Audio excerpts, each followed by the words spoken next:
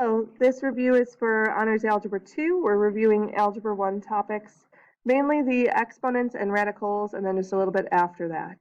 You'll see some Roman numerals here that won't necessarily go in order, but they will correlate with the review homework that you have so that you can kind of check back and forth if you need to. So for our first exponent rule, we have a parentheses being raised to an exponent, and inside that parentheses is a monomial. When that's the case, you're going to raise everything inside the parentheses to the exponent on the outside. So we're going to do 3 to the third power. We're going to do x squared to the third power, and when that happens, we have to multiply those numbers. So it's x to the 6th, and also therefore y to the 15th.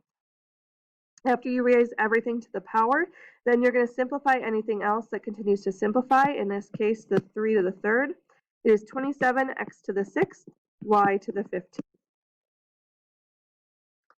For the next one here, we have 4 divided by 6, and then we have x squared over x to the 5th. So I'm going to take the 4 divided by 6, and I'm going to reduce that. 2 goes into each of those, so it's 2/3. For your x's, you can imagine there being 2 x's on top and 5 on the bottom.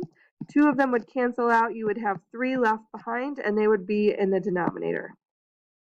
Or if you wanted to, you could take and you could subtract those exponents. So x to the 2 minus 5 is x to the negative third. And when you have that negative exponent, we can't have that, so we need to move it to the denominator, and it becomes the same answer anyways. So we might be asking, well, why can you actually subtract those exponents? So an example of that here is 4 to the third over 4 to the second. We can leave the base of 4 alone, and we can do 3 minus 2, which is 1, and end up with a final answer of 4. But you also can use this example for just the numbers to verify that you can actually subtract here. 4 to the third power is 64. 4 squared is 16. If you were to do 64 divided by 16, you would get 4 anyways. So you can just take your exponents and subtract them when you have the same base. So a little bit more work now with the negative exponents. We cannot have negative exponents. It's not considered simplified all the way. So anytime you have a negative exponent, you need to move it. If it's in the numerator, it moves down to the denominator, and the exponent becomes positive.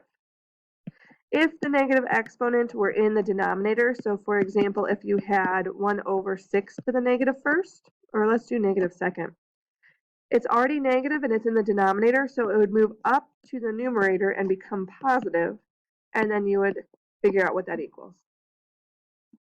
For part D, you have to be careful with what is actually being raised to the negative first power. This exponent only applies to what's directly in front of it, because another way of writing this is 4 times x to the negative first.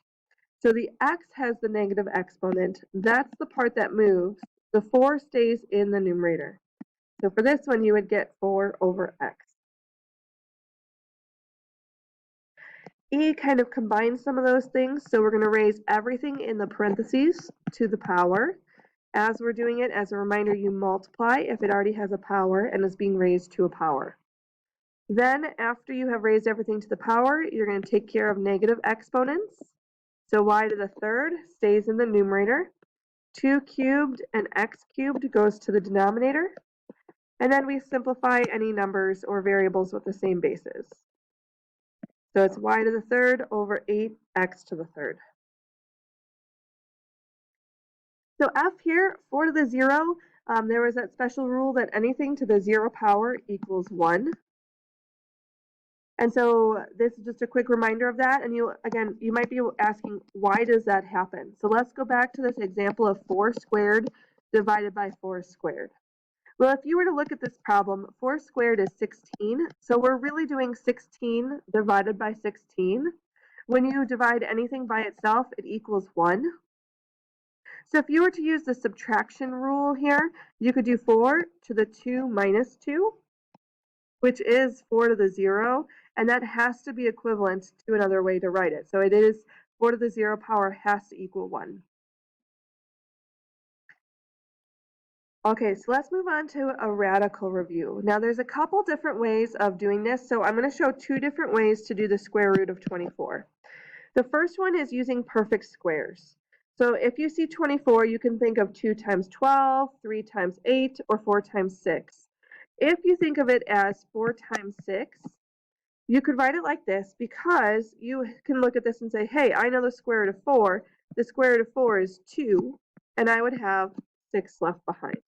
So the square root of 24 is 2 root 6. Now the only problem you might come up with is you might miss a perfect square in there or not find the highest perfect square. So another option is to do that factor tree where you break everything down into prime factors. When you do that, this is 2 times 2 times 2 times 3, then we can look for pairs here. So we have a pair of 2's we're going to bring out. We have a 2 and a 3 left behind, making it 2 root 6. Same answer. If you bring out more than one pair, or if you leave in behind more than one factor, you multiply those. So let's take a look at B. I'll show the square root of 27 with the perfect squares method. 27 is 9 times 3. I know the square root of 9, that's 3. I had an extra 3 left behind. Now I'm going to do the square root of 48 with the breaking it down method. So it's 4 times 12, and you continue to break those down until they're the prime factors. So I have 1, 2, 3, 4 2's, and a 3 all being multiplied together. I'm going to circle any pairs. In this case, there are 2 pairs of 2 that we're bringing out. And so when we bring those out, we are going to go ahead and multiply them together. So 2 times 2 is 4, and I have a 3 left behind. Then, after that, you can say, do these actually add together? Can you actually take the sum of these? And the answer is yes, but only if they have the same radicand. That's why we had to simplify first. We could not have just added those numbers together initially because they had different radicands. Think of them as not like terms. But now, the radicand is the part under the square root. Now the radicands are the same, making them like terms, and we can combine them together. So the root 3 is not going to change. It's just we're going to do the coefficients. We're going to do 3 plus 4 and get a new coefficient of 7. So let's go ahead and multiply 2 binomials together that have radicals in there. We're going to go ahead and distribute just like you would normally would. So 2 times 3 and 2 times 5 root 3. When you're multiplying 2 times 5 root 3, you only multiply the coefficients because the root 3 doesn't have another radicand to multiply by. Then we're going to distribute the next one to get negative 12 root 3 and negative 20 root 9. Notice here you are going to multiply the radicands. Just like you multiplied the coefficients 4 times 5, you also multiply the 3 times 3. Going forward then, you're going to continue to simplify. I know the square root of 9, that is 3. And so when I bring out the square root of 9, which is 3, I multiply it by the 20. So this is really like saying minus 60 at the end.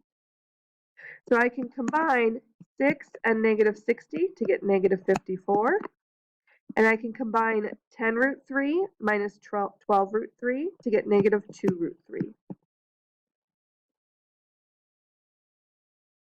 For the next one, D, you have to be very careful with this because a lot of times we see that square and we're like, hey, square everything, and then I'm good to go.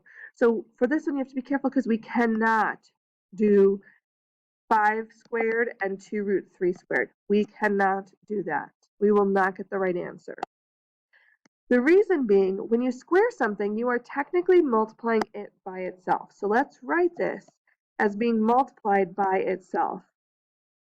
When we write it like this, what we're going to do is we're going to go ahead and distribute just like we did the last one. So we're going to get 25 minus 10 root 3 minus 10 root 3 plus 4 root 9. Notice again, we have 2 terms in the middle that we would have totally missed out on if we just try to square each part. So cross it off, write it twice. Then continue to simplify. The square root of 9 is 3, which makes that last term 12.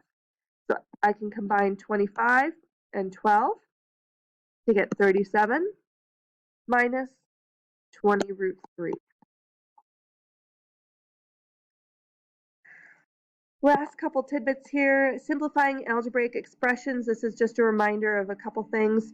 When you're looking at this problem here, the temptation is to just distribute the 3 to everything in parentheses, when really you need to distribute the -3. You can imagine this as 6 plus -3 times that parentheses, if that helps you.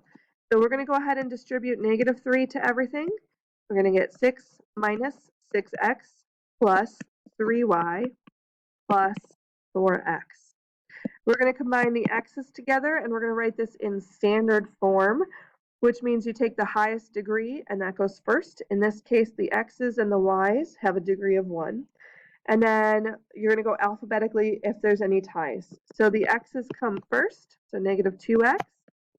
Then comes the y, and then the constant goes at the end.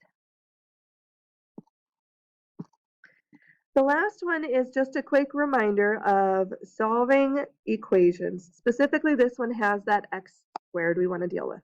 So our goal is to get x by itself. So we're going to go ahead and subtract 6.